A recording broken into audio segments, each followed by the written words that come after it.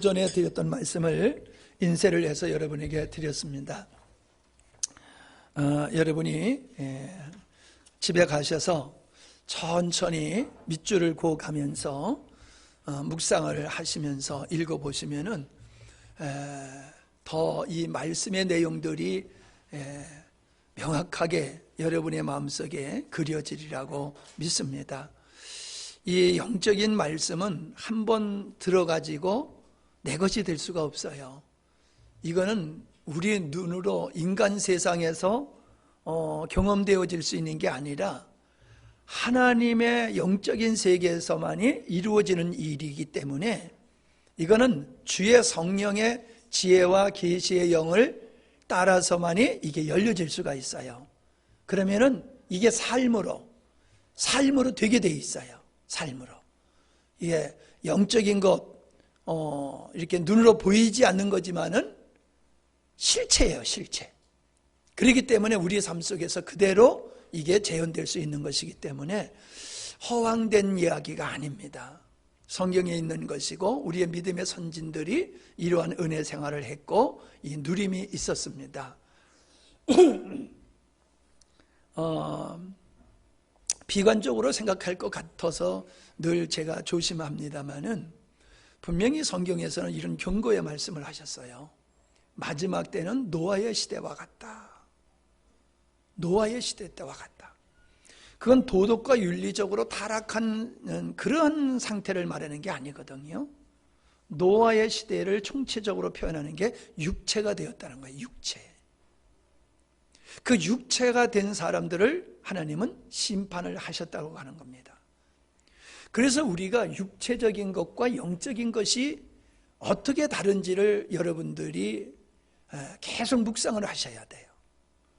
우리는 육적인 상태에 있고 그 속에서 우리가 성장했고 살아왔기 때문에 너무 익숙합니다. 익숙하다 보니까는 이게 잘못된지를 몰라요. 근데 하나님의 말씀에 비춰보면은 그냥 하나님의 말씀을 바르게 인식해야지 깨끗한 거울 같은 거예요. 하나님의 말씀을 바르게 인식 못하면은 더러운 거울과 같아요. 더러운 거울은 안경도 그렇고 더러우면은 불순물 때문에 잘 안 보이잖아요. 그래서 우리가 말씀으로 영적으로 성숙하면 성숙할수록 영적인 것과 육적인 것이 분별이 되어져요. 성숙한 그리스도인은 이 분별력이 향상이 됩니다. 여러분, 하나님께서는 목회자를 세워서 교회를 돌보게 하셨기 때문에 신실한 목회자들에게는 어떤 은혜를 주시느냐 하면 이 분별의 은혜를 더 주세요. 분별의 은혜. 말씀의 분별의 은혜, 영적이고 육적인 것의 분별의 은혜, 시대를 보는 분별의 은혜, 이 분별의 은혜를 더 주세요. 이 지도자가, 리더자가 이러한 분별의 은혜가 없으면은 전체를 미궁으로 끌고 가는 이런 불행한 일을 행하게 되는 거지요. 그래서 내가 내 자신을 위해서 기도할 뿐만 아니라 여러분들도 목회자를 위해서 기도할 때는 물론 자신들을 향해서도 분별의 은혜를 구해야 되겠지만은 목사님이 분별의 은혜가 탁월하기를 위해서 기도하세요. 근데 내가 참 나는 하나님 앞에서 내가 부족함 때문에 늘 참 안타까운 마음을 가지고 있지만은 반면에 내가 그 부족함 때문에 하나님을 더 의지하게 돼요. 더 하나님을 의지하다 보니까는 하나님께서 나에게 은혜를 주셔서 그 부족함을 감당할 수 있도록 은혜를 주셨는데 그게 뭐냐면 영적인 감각이 탁월해진다는 거예요. 점점 영적인 감각이 탁월해져요. 여러분이 저의 부족함을 보는 건 괜찮아요. 제 자신이 여러분 앞에서 위선적인 삶을 사는 사람은 아니니까 저의 부족함을 보는 건 괜찮아요. 감추려고 들지도 않아요. 그러나 아름다움도 봐야 돼요.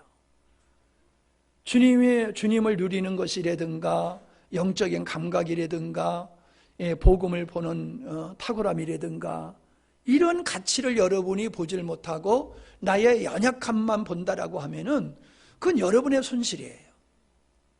나의 연약함을 덮고자 하는 얘기가 아니에요. 그 연약함은 주의 은혜로 점점 그것이 새로워지고 온전한 쪽으로 변화되어져 가고 있는데 그거를 변화되어져 가는 이런 은혜를 여러분이 캐치를 못하고 아직도 변화되지 못한 그런 면만 보러보게 된다면 여러분의 영혼이 손해를 보게 돼 있어요. 근데 주님은 그랬어요. 인자가 올 때의 믿음을 보겠느냐. 나는 이게 너무나 크게 다가와요. 왜 그러냐 하면은 내가 복음은 알면 알수록 오늘날 우리들이 가지고 있는 신앙이라고 하는 것이 상당히 성경에서 멀어져 있는 모습을 가지고 있다. 심지어 공개적으로 하는 얘기가 제3의 종교개혁이 있어야 된다는 이야기들이 교계에 있습니다. 그만큼 우리 한국교회가 지금 한국교회가 아니라 현대교회가 상당히 성경으로부터 멀어져 있는 모습을 가지고 있다라고 하는 것을 이 시대의 교회가 인정하고 있는 것이거든요. 근데 그런 걸 인정하는 사람들은 그런 얘기를 하는데 그걸 진리를 모르는 사람은 왜 저런 얘기를 하실까? 이런 이제 반문을 가질 수가 있게 되지요. 요즘 우리가 손 씻는 운동을 많이 합니다만은 의료기관에 있는 사람들은 손 씻는 일이 아주 우리 하은이가 늘 손 씻으라고 얼마나 잔소리를 하는지, 뭘 아니까, 뭘 이제 좀 아니까는 손 씻으라 그러고 막 야단치고 그래요. 무서워요. 근데 모르는 사람은 아무렇지도 않아요. 그와 같아요. 영적으로 아는 사람은 이 시대를 보면 안타까워요. 이게 아닌데. 아닌 것이 긴 것을 행세를 하고 주인 노릇을 하고 있단 말이에요. 근데 이게 너무 심하게 부딪혀 버리면 너무 충격이 커가지고 이게 역반응이 나타날 수 있기 때문에 조심스러운 거예요. 내가 잘못돼서가 아니라 이거를 지혜롭게 점진적으로 해나가야 된다고 하는 이런 속도 조절의 지혜가 필요하기 때문에 조심스러운 거지요. 내가 이렇게 조심스러워하는 것만큼 여러분들도 긴장하면서 제가 전하는 말씀, 지난날에 전하는 말씀과 더불어서 강력하게 전하는 말씀을 서로 비교해 가면서 우리가 어느 부분이 우리에게 연약하고 어느 부분을 우리가 더 새롭게 하고 변화의 역사를 줘야 될 것이냐라고 하는 것을 여러분들이 스스로가 깨닫지 아니하면 안 됩니다. 이거는 강압적으로 끌고 갈 수 있는 게 아니에요. 그냥 자연스럽게 함께 가야 돼요. 나는 철새들이요, 새들이 왜 조그만 새들이 아주 무리를 이뤄가지고 막 이렇게 나는 거 보잖아요. 난 그게 신기해요. 아니, 어떻게 그 많은 새들이 그냥 한 몸같이 이렇게 움직이는가. 그냥 큰 떼를 이루어가지고 이렇게도 나르다 저렇게도 나르다 그래가지고 하늘에 희한한 모습들을 많이 그리잖아요. 근데 그들이 충돌을 합니까? 새들이? 그 많은 새들이 충돌을 안 하면서 한쪽으로 이렇게 움직이면서 군무를 치는 걸 보면은 신기해요. 어떻게 저렇게 해야 될 수 있을까? 기러기가 이렇게 떼를 지어서 가는 거는 그건 아무것도 아니잖아요. 저는 거기에 뭔가 우리가 알지 못하는 비밀이 있으리라고 생각합니다. 이와 같이 우리는 서로가 다르지만은 그리스도 안에 있으면 우리의 생각과 마음은 일치하게 되어 있어요. 나누어질 수가 없어요. 우리의 생각이 주님 안에 있지 않기 때문에 각자의 경험에 근거해서 각자의 주장에 의해서 우리가 생각을 하다 보니까 생각이 다르고 평가가 다른 거예요. 근데 주님의 관점에서 보면은 같은 견해에 이룰 수밖에 없는 거예요. 근데 여러분, 이런 것이 필요해요. 부부지간에도 믿음이 똑같지 않죠? 똑같아요? 다르죠? 근데 솔직히 내가 믿음이 더 좋은지 저 사람의 믿음이든지 알 수 있어요, 없어요? 아니, 물어보는 거요. 마스크 했다고 대답 안 하는 얘기가 아니고 알 수 있어요, 없어요? 있어요. 아내가 나보다 믿음이 더 성장할 수 있어요. 성숙한 믿음인 사람이 있고 남편이 그럴 수도 있고 자녀가 그럴 수도 있어요. 어린 자녀지만은 자녀들이 크면 자꾸 자녀들에게 물어보고 의지하게 돼요. 그와 같이 영적이라고 하는 것은 신앙생활을 몇 년 했느냐, 나이가 몇이냐 전혀 하고 이거하고는 무관해요. 그래서 뭐라고 그랬어요? 나중된 자가 먼저 된다 그랬어요. 내가 전도한 사람이 이 사람이 나보다 더 믿음이 빨리 성장할 수가 있어요. 전도한 사람이 나중될 수가 있어요.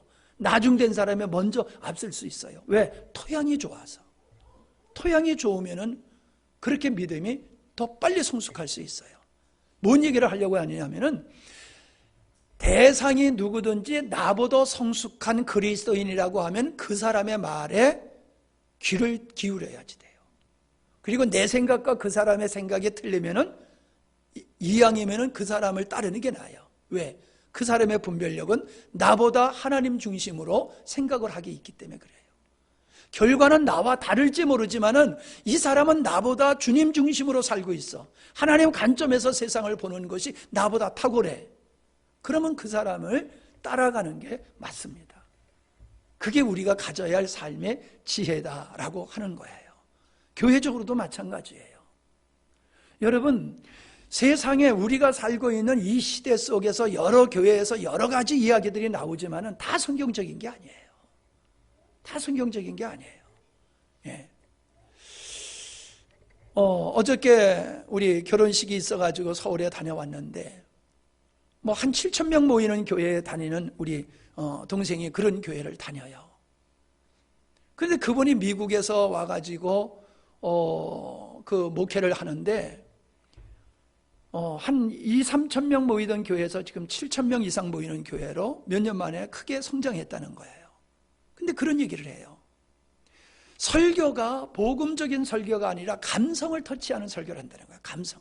심리학 박사인데 사람들의 감성을 타치를 잘하니까는 그냥 막 빨려든다는 거예요, 사람들이.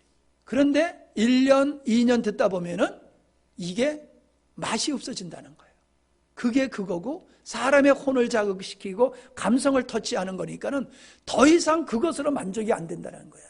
영혼이 터치되는 말씀이 아니고 감성을 터치하는 말씀이다 보니까는 금방 질려진다는 거죠.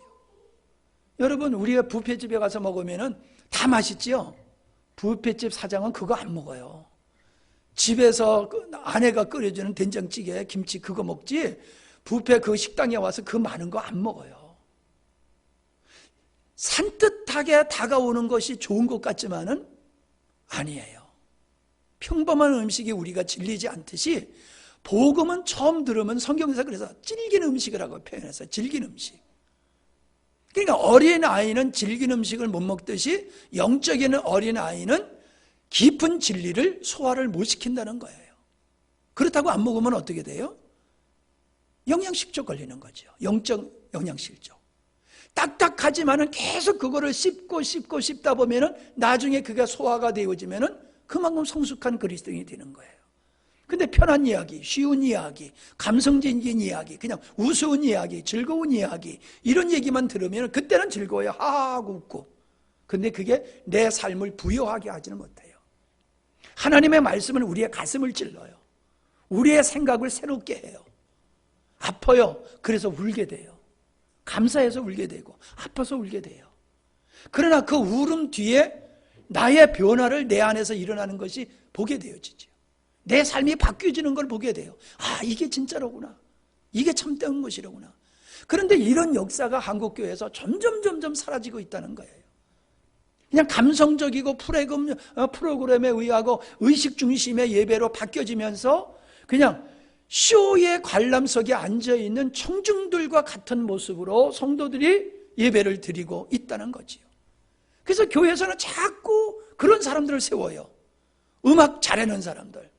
예를 들어 피아노도요, 교수, 지휘자도 교수, 이런 사람들 월급 줘가면서 와서 피아노 치게 하고 지휘하게 하고, 성가대도 성악을 전공하지 않은 사람은 앉을 수가 없어요. 아주 유명한 인사들을 세워가지고 쇼를 하는 거예요. 쇼. 그러니까 사람들이 와요. 이야, 오케스트라 막 교회에서 막 오케스트라 빵빵빵빵 하니까는 굉장히 멋져 보이는 거예요. 목소리 좋은 성악가가 와가지고 헌금 시간에 또 그냥 특성을 쫙 해나가면요, 막 뿅 가는 거예요.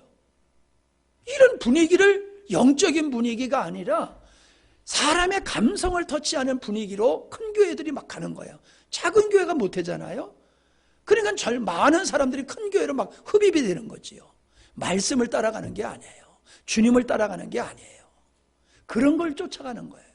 현대인들이 그걸 좋아해요.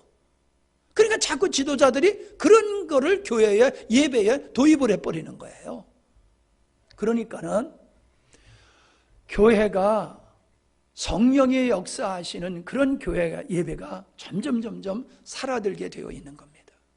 내가 지난번에 효원이 형제에게 드럼을 칠 때에 이렇게 흥을 돋구는 식으로 드럼을 치지 말고 이렇게 좀 분위기 있는 영적인 이렇게 분위기를 만들어낼 수 있는 그런 식으로 쳐봐라. 어떤 건지 나도 모르겠어요. 어떻게 치는 게 그렇게 치는 건지 잘 모르겠지만은 일반적인 드럼은 사람의 감정을 자극시키는 그런 패턴이란 말이지요. 그거는 우리 예배에 맞지를 않아요. 그런 예배는, 그런 반주는. 그래서 반주를 하더라도 우리의 영혼을 터치하는 그런 반주를 해야 돼요. 왜 아멘 안 해? 예. 우리가 반주를 잘하는 게 반주를 잘하는 게 아니에요. 그 반주에 내 신앙 고백이 들어가고 내 그 영성이 거기에 들어가고, 그러니까는 다윗의 비파를 그 수금을 틀 때에 사울 왕에 들어갔던 귀신이 쫓겨나간 얘기예요. 반주를 하는데 영적인 반주를 하니까는 그 반주 소리에 귀신이 쫓겨나갔다는 거죠. 악귀가 쫓겨나갔어요. 여러분, 음악이라고 하는 건 신비한 능력이 있어요. 음악 속에는 사단의 역사가 있고 성령의 역사가 있어요. 우리가 인간을 자극하는 찬송과 반주를 하게 되면 마귀가 역사하지만은 정말로 우리가 영성을 가지고 하나님을 찬양하는 반주와 찬양을 하면은 하나님이 운행하세요.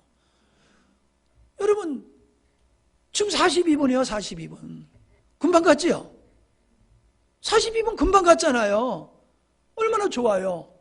예? 우리가 찬양만 하고도 그냥 충분한 예배가 될 수 있어요. 찬양만 하고도 영혼의 충만함을 입고 기쁨과 즐거움으로 우리가 갈 수가 있는 거예요. 이런 것들이 내가 오래전서부터 알았던 거지만은 이거를 이렇게 필 수가 없었어요. 근데 주님은 올해 들어서 이쪽으로 주님께서 나를 강하게 밀어 가시는 것을 내가 느끼게 돼요. 그래서 주님이 이제 우리 교회가 보다도 생명력 넘치는 그러한 예배 모임을 원하시는구나 해서 이제 새롭게 말씀을 드립니다. 그러니까 말씀을 여러분이 잘 들으시면 좋겠고요. 그래서 영적인 것과 육적인 것이 여러분에게 말로 할 수 없을지 모르지만 느껴져야 돼요. 사람을 만나도 이 사람이 영적인 사람인지 이 사람이 육적인 사람인지, 그냥 육적인 사람이나 좋은 사람이 있어요. 아주 착하고 예의 바르고 참 겸손하고 흠잡을 데 없는 그런 사람일 수 있어요. 근데 육적인 사람이에요. 근데 영적인 사람은요, 뭔가 차분하지 않을 수도 있어요. 뭔가 설레는 것 같을 수도 있어요. 근데 거긴 영적인 것이 느껴져요. 그 사람의 진실이 보이고 그 사람의 영혼이 보이고, 우리가 그냥 일반적인 마음으로서 이렇게 느낄 수 없는 그런 것들을 느끼는 거예요. 그게 영적인 사람에게서 풍겨지는 것이거든요. 이게 우리들에게 있어서 특별한 모습이 아니라, 특별히 연출하는 것이 아니라 그냥 자연스럽게 되어지는 것은 우리 안에 그런 주님의 충만이 있으면은 그런 자연스러운 그런 삶의 행동이 만들어지는 거지요. 끊임없이 여러분은 영적인 것과 육적인 것이 무엇인지를 구별할 수 있는 능력을 추구하시기 바랍니다. 그 다음에 우리가 추구해야 될 게 뭐냐면 종교적인 게 뭐냐는 거예요. 종교적인 거. 이 종교적인 것은 생명과 반대되는 거예요.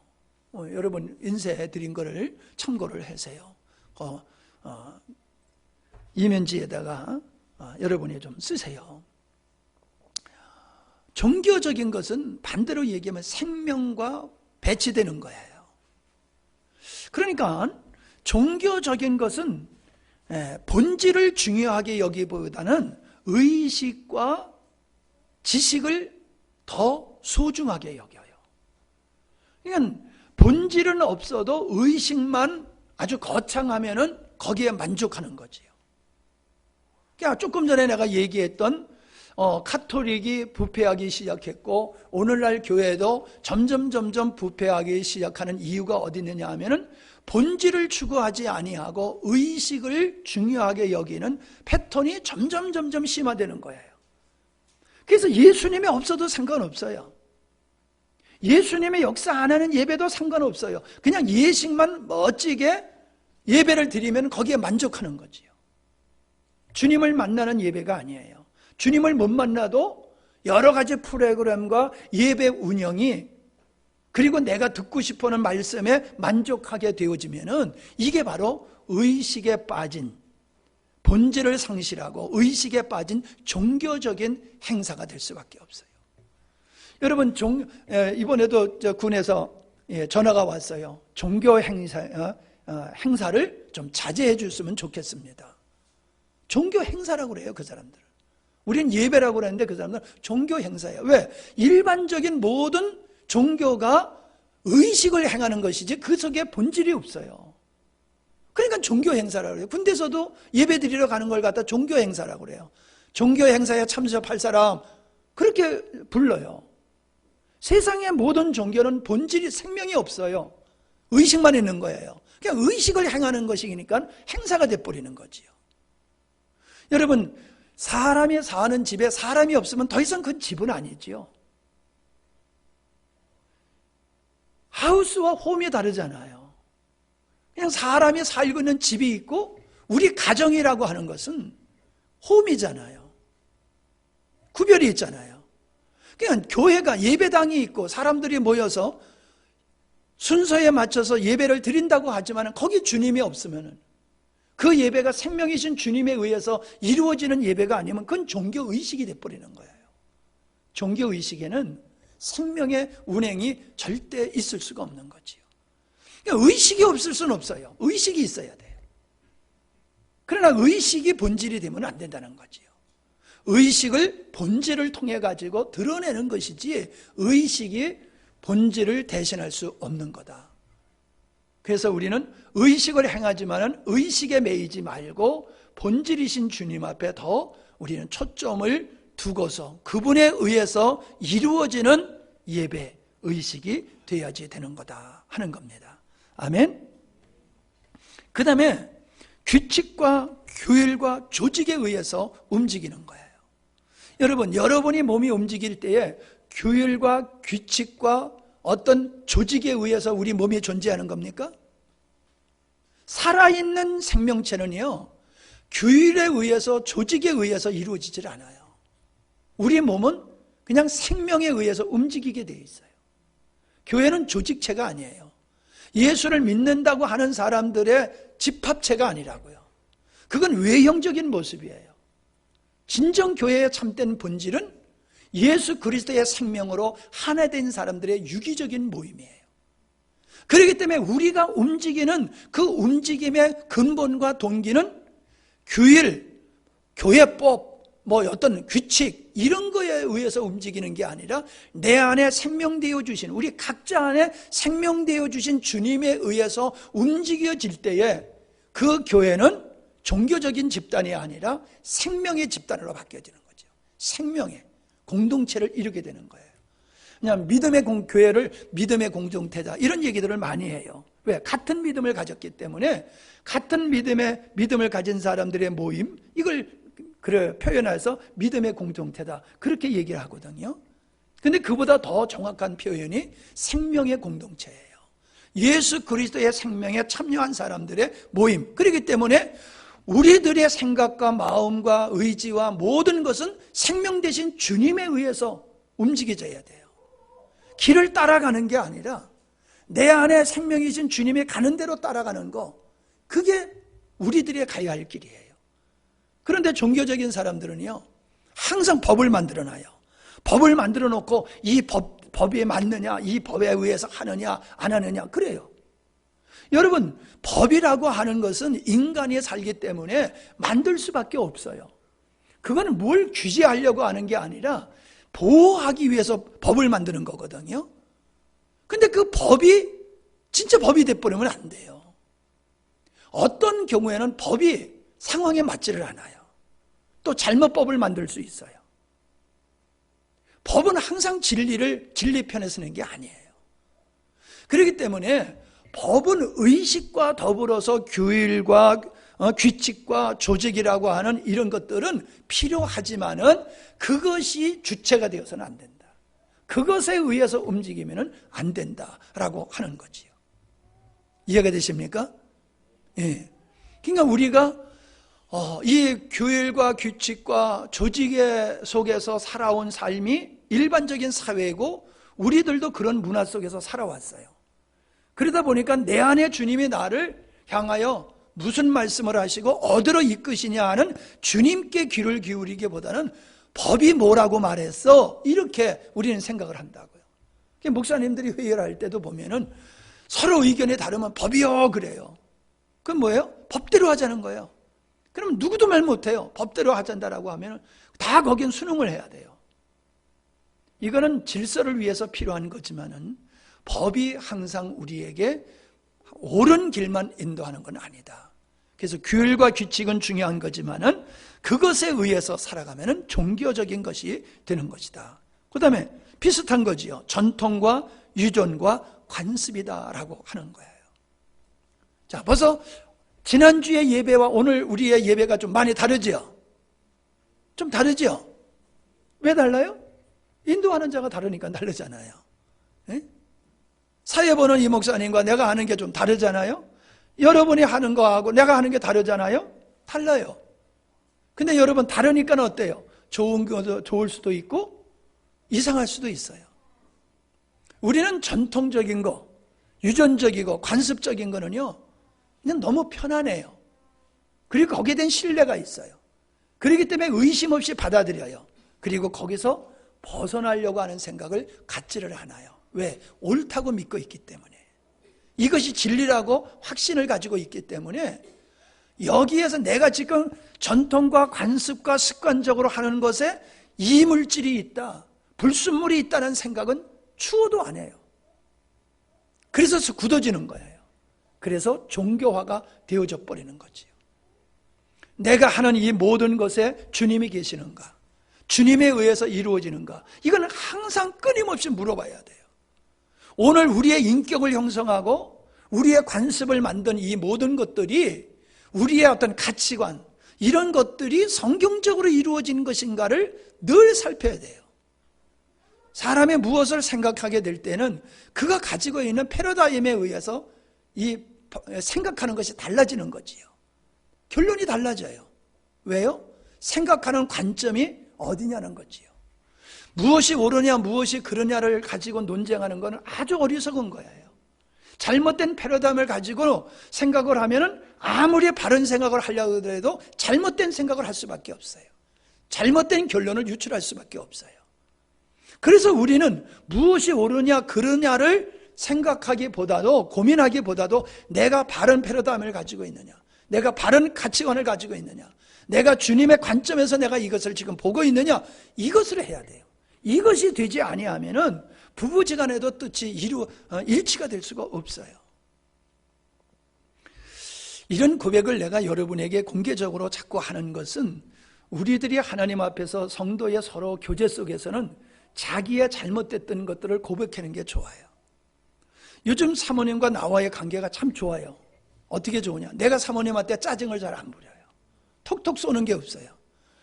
사모님이 그래요. 그 전에 당신이 나한테 하는 얘기를 보고 성도들이 깜짝 놀라는 표정을 짓는 걸 내가 봤다 그래요. 그렇게 내가 사모님에게 아주 예민하게 대했던 그런 시간들이 많았어요. 왜냐하면 내가 사모님에 대한 짜증스러운 게 있었거든요. 불만이 있어요. 그러니까 그 불만이 있다 보니까는 조그마한 것인데도 거기에 내가 민감하게 짜증을 내고 민감하게 반응을 보였어요.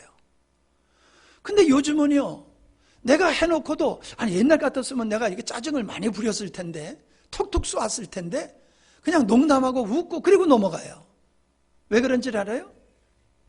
사모님이 나한테 스트레스 줬던 것이 그게 사라져 버렸어요. 근데 그거를 얘기했을 때 사모님이 뭐라는 줄 알아요? 나는 그게 8, 90, 100%로 스트레스 받는 일인데 당신은 그게 한 3, 4%밖에 안 느껴졌다는 거예요. 나는 그것 때문에 죽겠는데. 당신은 그게 아무지도 않았다는 거예요. 그러니까 뭐라고 그래요? 참 별난 양반, 별거 아닌 것 가지고 저렇게 저래네, 그랬다는 거예요. 나는 그것 때문에 죽겠는데. 근데 비로소 그걸 느끼게 된 거예요. 아, 그게 목사님에게 그렇게 힘들게 하는 것이었구나. 이걸 인정해주고, 그리고 그걸 안 해요. 그러니까 내가 얼마나 편안한지 몰라요. 진짜 사모님이 이뻐요. 그러니까 좀 잘못해도요, 그게 문제가 안 돼요. 내 또 짜증내는 거 여러분 볼 수도 있어. 네. 그러나 옛날 보통은 나을 거예요. 옛날 보통은 나을 거예요. 그러니까 우리가 늘상 이렇게 살아가는 속에서는 나도 모르게 어떠한 그 습관과 관습 속에는요, 어떠한 불순물이 껴 있다는 거예요. 행위 속에는. 그걸 찾아내야 돼요. 믿습니다만 해가지고 되는 게 아니에요.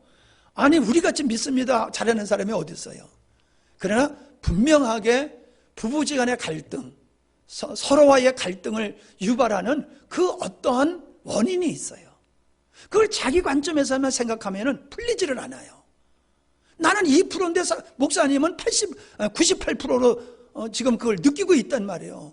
그러면 자꾸 왜 98%를 느끼고 있어? 2%는 느끼지. 이렇게 요구하면 안 돼요. 왜? 자기 관점에서 보니까 2%지요. 저쪽에서 보면 그게 나를 죽이는 행위란 말이에요. 이런 것들이 우리의 전통 속에, 우리가 살아오는 관습 속에, 우리의 조상들부터 살아오는 이 유전 속에 성경적이지 않는 부분들이 있음에도 불구하고 우리는 그냥 전통적으로 해오다 보니까는 그게 맞는 거야. 특별히 교회 안에서도 내가 어릴 때서부터 교회 나갔을 땐 교회가 이랬어. 그러니까 이게 맞는 거야, 정석인 거야. 이렇게 생각을 하게 되어지면은 더 이상의 발전이 있을 수 없는 거다. 개혁주의라고 하는 것이 장로교의 신학의 관점이거든요. 개혁주의라고 하는 건 진보와 같은 거예요. 진보. 그러니까 나는 진보가 정말로 필요하다고 생각해요. 보수도 필요하고 진보가 필요해요. 보수는 안정되게 해요. 진보는 발전을 주는 거예요. 이 진보와 보수가 잘 어울렸을 때에 안정된 발전을 할 수 있는 거거든요. 근데 그냥 보수, 옛것이 좋아, 지금이 좋아, 이러고 머물러 있으면요, 발전이 없어요. 이걸 무시하고 앞에 거, 새로운 것만 추구해 나가는 진보의 의식을 가지면은 이게 무너지게 돼 있어요. 이 두 가지가 같이 있어야 되거든요. 우리 신앙생활도 마찬가지예요. 우리들의 삶 속에서 본질적인 것을 계속 찾아가는 이 진보가 필요한 거예요.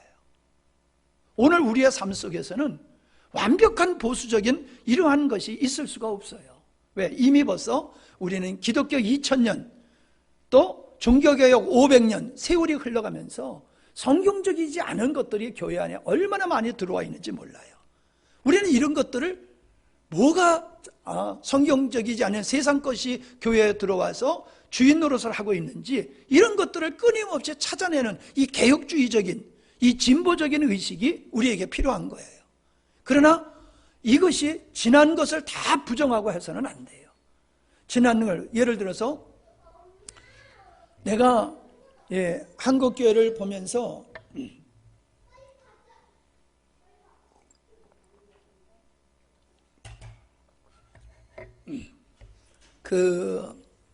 참 성경적이지 않는 것에 대해서 굉장히 힘들어했던 시대가 내가 복음의 눈이 열렸던 89년도, 88년도, 89년도, 90년도 이때에 내가 엄청나게 기존교회에 대한 갈등과 고민이 있었어요.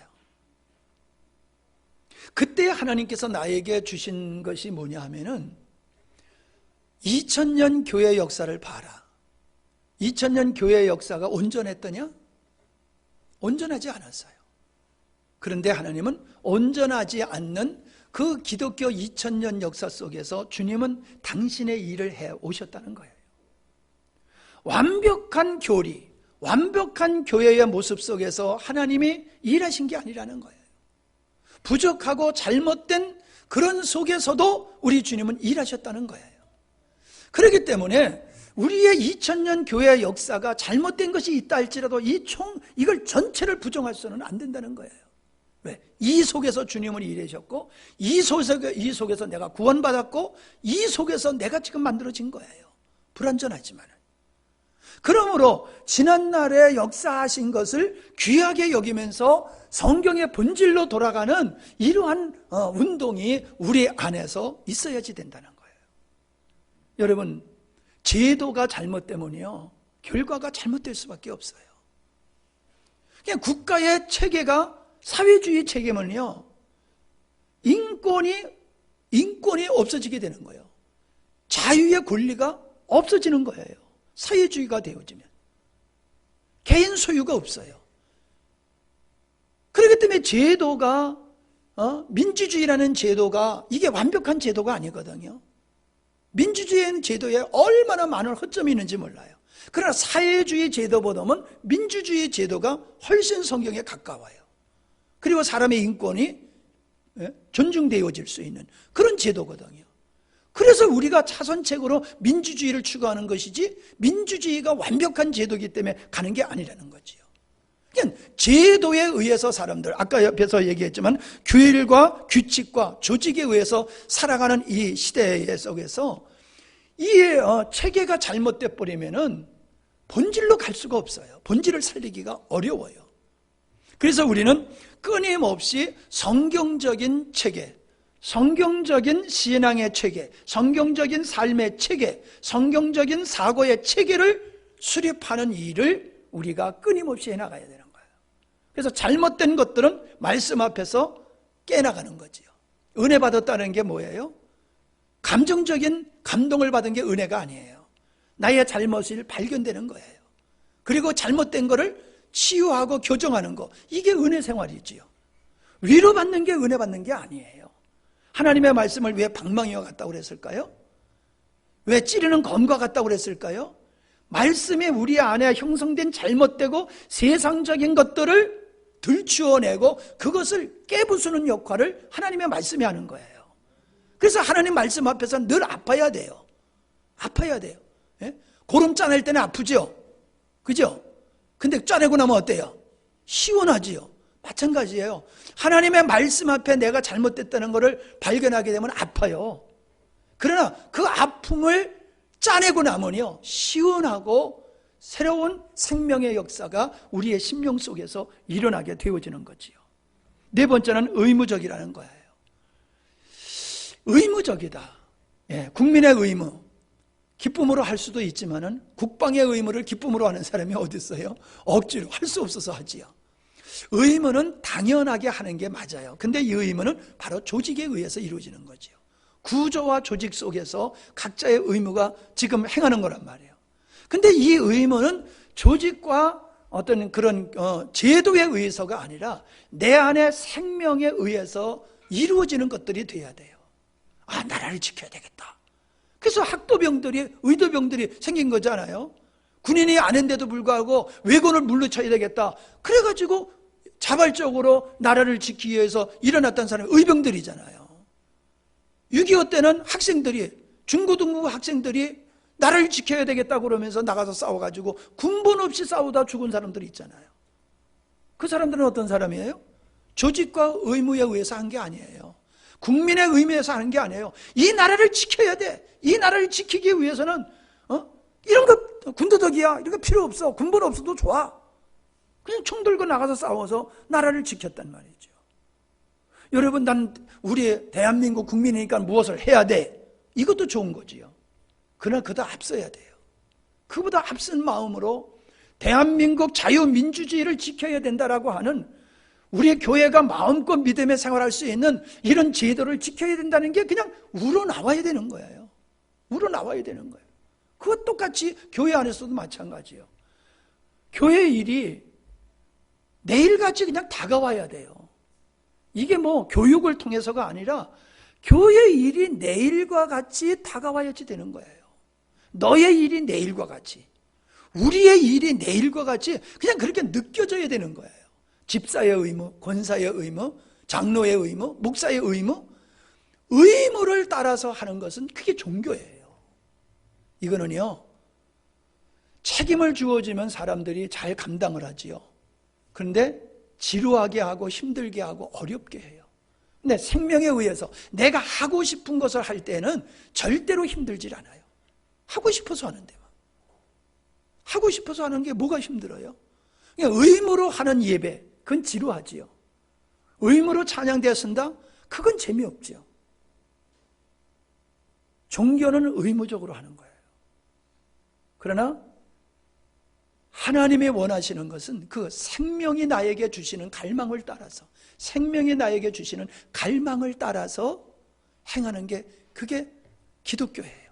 그게 기독교예요. 다섯 번째는 동기보다 행위를 중시하는 게 종교예요. 우리가 무엇을 할 때에는 동기가 있잖아요.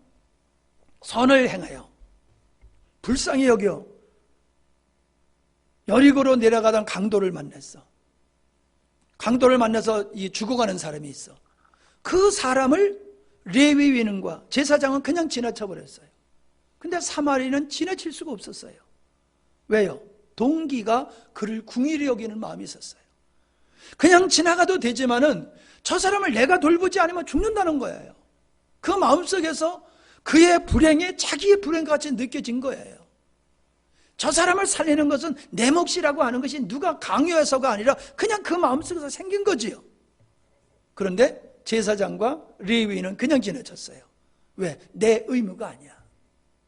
제사장 내 의무는 예배당에서 성전에서 제사 지내는 게 내 의무야. 그런데 부정한 거 맞으면 안 돼. 레위인도 마찬가지지요. 그러니까는 의무적으로 살아가는 사람들한테는 내 목 이렇게 구별해가지고 마땅히 내 안에서 주님이 주시는 갈망으로 그걸 해야 되는데, 그게 아니라 의무적으로 하다 보면은 이건 네가 할 몫이잖아. 근데 왜 안 해? 이러는 거지요. 교회가 의무에 따라서 교회 안에서 행동을 한다라고 하면은 그건 종교적인 조직이지 생명에 의한 생명의 공동체가 아니다라고 하는 겁니다. 그래서 동기가 중요해요. 무엇을 하느냐, 선행을 베풀었느냐, 무엇을 했느냐, 그게 중요한 게 아니라 왜 그걸 하게 됐어? 그 동기가 주님이야, 너야. 그 동기가 주님이야, 너야. 이게 중요한 거예요. 모든 우리의 삶의 동기는 주님이 되어야 될 줄로 믿습니다. 예. 그냥 무엇을 하느냐, 이게 옳으냐 그러냐 이거 따지면 안 돼요. 예. 세상에서 옳다고 하는 게 하나님은 틀렸다고 할 수 있고요. 틀렸다고 하는 것을 주님은 옳다고 할 수 있는 것이지요. 그래서 주님은 항상 우리의 행위를 보시는 게 아니라 동기를 보신다. 종교적인 것은 행위를 더 중시하고 동기를 무시하는 경향이 있다 하는 것이고요. 여섯 번째는 뭐냐면은 권위적이라는 거예요. 종교적인 것은 권위적이가 있어요. 여러분, 교회 안에서는요 계급이 없어요.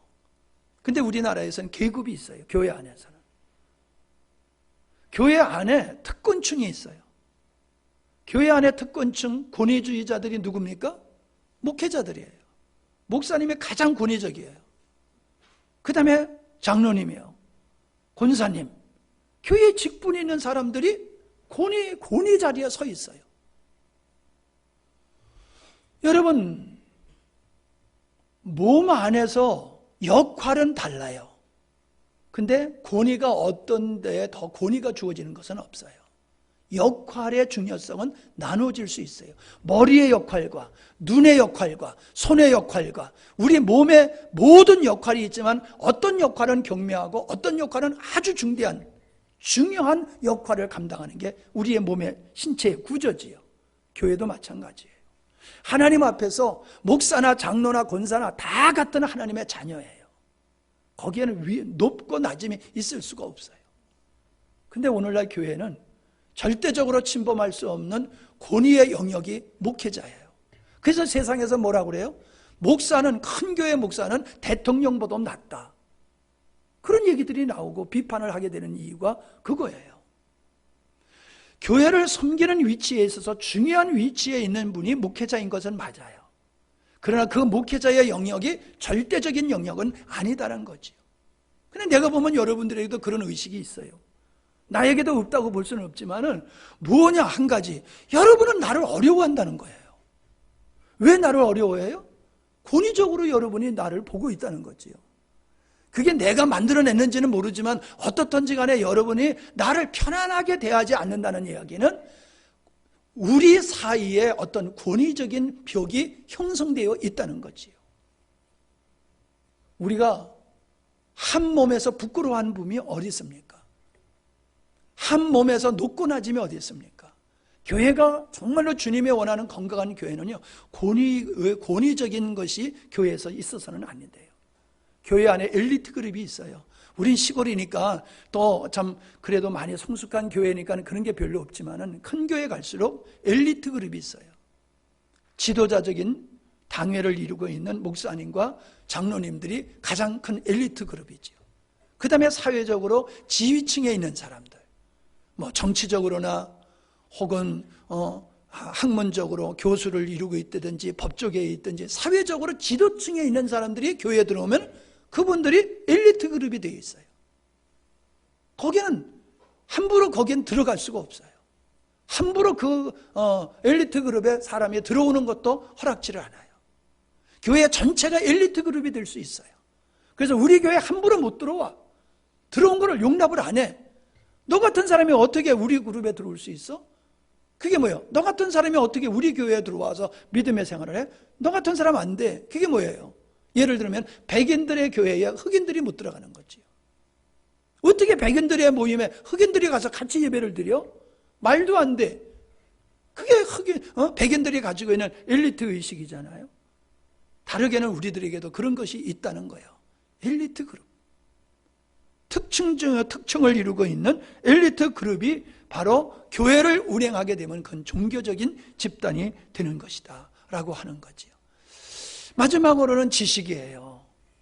여러분, 우리는 지식은 아주 필요합니다. 그러나 지식이 생명력이 있는 것은 아니지요. 근데 지식을 실제로 여긴다는 거예요. 내가 많이 들어서 알고 있는 것이 내 수준인 줄로 착각하는 거지요. 복음에 대해서 너무 많이 듣다 보니까 내가 복음적인 사람이 된 줄로 착각을 하는 거지요. 지식은 실체가 아니에요. 실제에 대한 이론과 논리가 지식이지요. 예. 지식은 실제가 아니에요. 근데 내가 가지고 있는 성경적인 지식이 내 믿음의 수준으로 알고 있는 거예요. 내가 설교하고 있는 것, 내가 알고 있는 것이 내 수준인 줄로 착각하는 거예요. 그렇게 하면서 살아가는 이것이 바로 종교적인 모습이다라고 하는 거지요. 내가 생각하면서 은혜 받았던 것들을 종이에 써놨던 것을 오늘 제가 여러분에게 급히 말씀을 나눈 겁니다. 어떻습니까?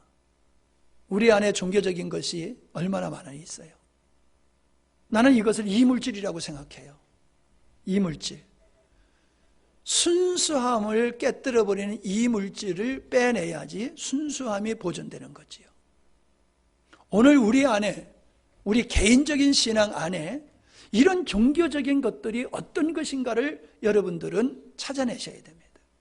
내가 얘기해서 이거야 라고 하는 것을 받아들이기 전에 여러분 스스로가 묵상을 하면서 내 안에, 우리 가정 안에 율법적인 것이, 종교적인 것이 어떤 것이 있는가, 이런 것들을 여러분이 스스로 발견하고 그런 것들을 찾아내서 그런 것들을 뽑아내야 됩니다. 그래야지 순수함이 보존되어지고 생명의 풍성함이 우리의 삶 속에 실체가 될 줄로 믿습니다. 네, 감사합니다. 기도합니다.